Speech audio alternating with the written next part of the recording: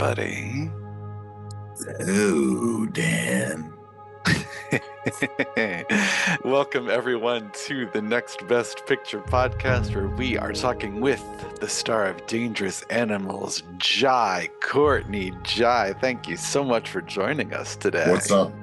What's up, Dan? Good to be here, mate. Thanks for having me. Very excited to talk to you about this film because it's a bit of a different role for you than some of the recent things we've seen you in, and it's a lot of fun. I'm curious what your reaction was to this script when you first read it. I saw something on the page that I think had enormous potential, felt a little risky, and also, for my judgment, would push me kind of past any comfort zone that I'd lived in before with a character, but I felt like it needed to go there in order to really work. So I was excited by the challenge, excited to work with Sean and play in this it's a pretty loose term when it comes to this film, but in the horror space, which is not something I'd really danced in before. So just it looked like a lot of fun, but also felt like a kind of it was like we were swinging at something that was the unknown, and I'm just really proud of how it turned out. Yeah, it turned out really, really great. It's, you're in Cannes. That's not something that a lot of people get to say about their movies, especially horror movies. It's a lot of fun when something like that happens. And I'm curious, how did you approach building this character, not just as this sort of evil force in the film, but as a human being? Because there's real depth there on the page. I think that was that was like really the goal with him, was to find a way to let people into his vulnerability, uh and therefore kind of not necessarily have the empathy that I wanted to with the character, because I feel like that's really like my task going in, but I did want people to feel like they saw, behind this kind of veil of like this wash of like evil. That never interests me when playing characters that are capable of, even if it's really horrible stuff. I think finding a way in where we get at least an understanding, and then beyond that, like maybe even have a good time with them, is kind of the goal for me. I just I get I have like a running curiosity with kind of darker themed stories in the world. I digest like a lot of true crime, and I'm fascinated by stuff that like sort of lives amongst us, but we don't totally have a grasp on. I think there's like a real curiosity for me around that stuff, and Tucker felt like a character that I could find in any bar, on a bus.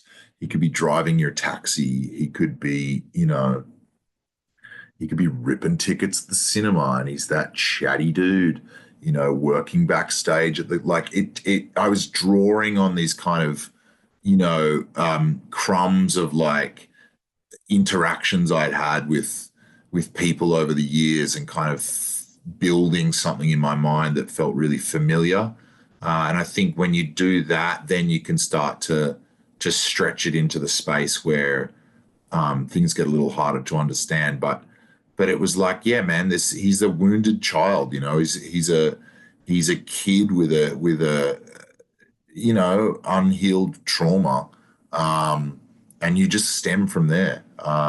That's kind of where it lived for me from the outset, and what I was given great material to be able to work with and mold that into something that felt like a lot of fun. Yeah, and you get to have a lot of fun in this film too. There is a fantastic sequence where Tucker loses himself in the moment and starts dancing. How much of that came from you, and how much of that was more directed or choreographed beforehand? No direction or choreography at Ah. all. It's that Sean and I spoke about the moment. You know, it was on the page. I found out the other night actually that it was written, it was basically put in to send me the script as a kind of I was lured. I was lured in by the dance moment. It was like a last minute addition before they sent it to me. And one of our producers, very smart young man, Troy Lum, had said, actors love like a sort of, a moment where we get to like step away from the world and just see them in their element uh, with characters. And so they kind of injected this dance as his own little like rap party for one of these sort of films that Tucker shoots. And so, yeah, I mean, I was terrified of that, of shooting it, because it's totally out of the comfort zone for me. Mhm. But, we just have to, you got to just lean in hard. Sean was like, I just wanted to feel like, he's celebrating and, we'll turn. I was like, okay, here's what I need. We need to crank the song up loud. You know what I mean? Clear the set. I don't want to do it 5 times. Let's just Mhm. go for it. And I can just get myself in the space I need to.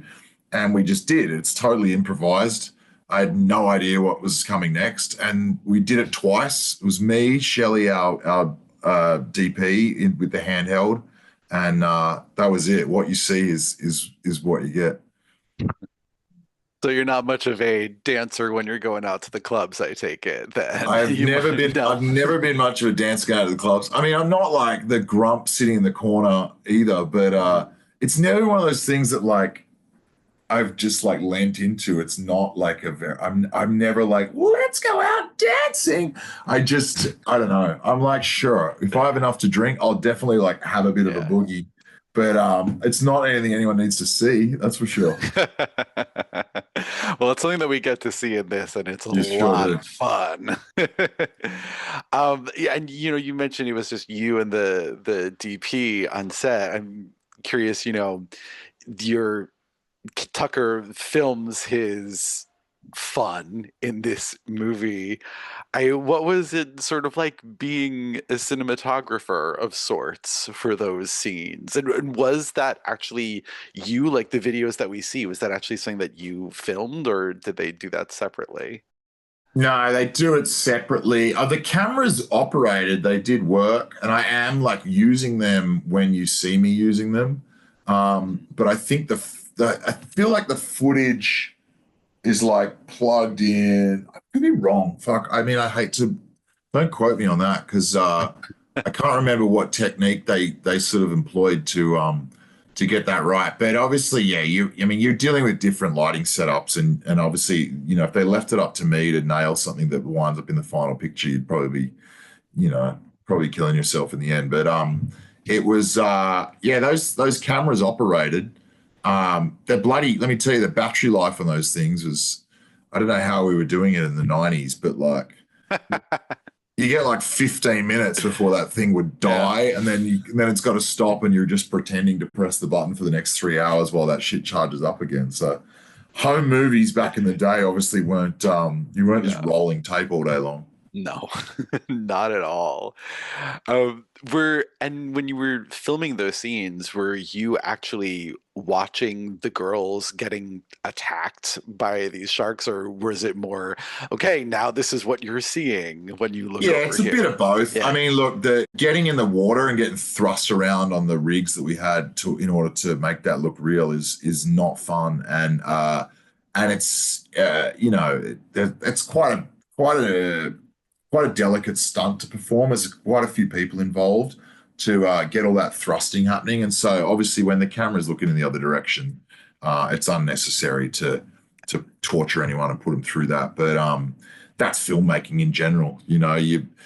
Half the time you get to see it in the wide, and we're all doing it for real, and then when you punch in closer, you're often using your imagination. But But that's our job, isn't it? Got to sell them on it.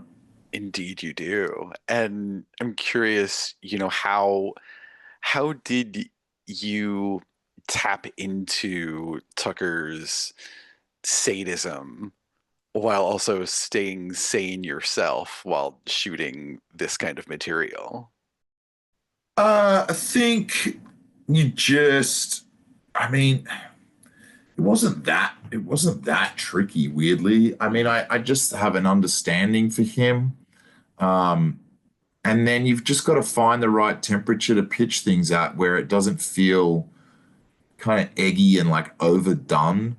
Um, you, you kind of just got, but you've got to believe in it in a way where you know where it's coming from, and it's make believe. Like that's really what it comes down. It's like playing dress ups. You got to like step into it, and just kind of and create an environment for yourself where the crusade that you're on, the philosophy that you're living under, the religion, whatever it is for him, is what's making him tick. And so, it just like you create a world where it becomes real for yourself, and then if you sell yourself on it, that's the first job in trying to convince an audience that that's where we're at and they're the circumstances we're dealing with. So that's really all there is to it.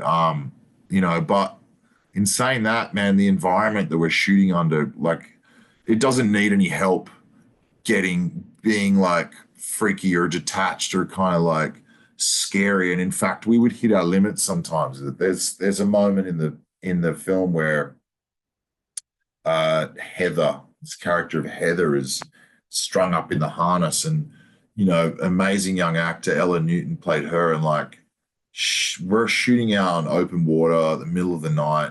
She's screaming at the top of her lungs for her life, and like there was times where you're like, all right, enough, like where it's too much, because we didn't have to fake a lot, it was really there for real, and she does such an incredibly convincing performance that that's the closest I've come to being like, okay, I think I finally like hit a boundary for myself with what I'm comfortable kind of being responsible for. Wow.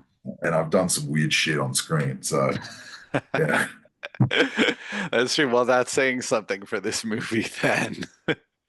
I know we're coming up on the end of our time together. Before we go, I have to ask, what was it like coming back to Australia to work on this film? I know you've been away for a little while now. Yeah. Yeah, I love it. I love getting back to Oz whenever I can. We have such world-class crews down there, and it's an excellent excuse to visit, that's for sure. But I think it feels like it's been picking up again down there as far as all the international stuff that's shooting as well. So it's great, man. It's great for our industry, and it's a great place to shoot. I'll always be looking for Australian stories to tell, and to stay involved with, and feel really like truly, uh, you know, like grateful to have that, to be able to like tap to something that's sort of adjacent, but also part of this larger industry as a whole. Um, and that I get to support and it gets to support me is it's a real gift. That's a beautiful note to end on, and that's our time anyway, so it's perfect. Jack, Thanks, thank Daniel. you so Appreciate much it for so joining much. us. It's So been glad you great enjoyed the fun. film. Yeah, thanks. Thank you for your work on it, and thanks for speaking with us today. All right, for sure. See you next time. All right.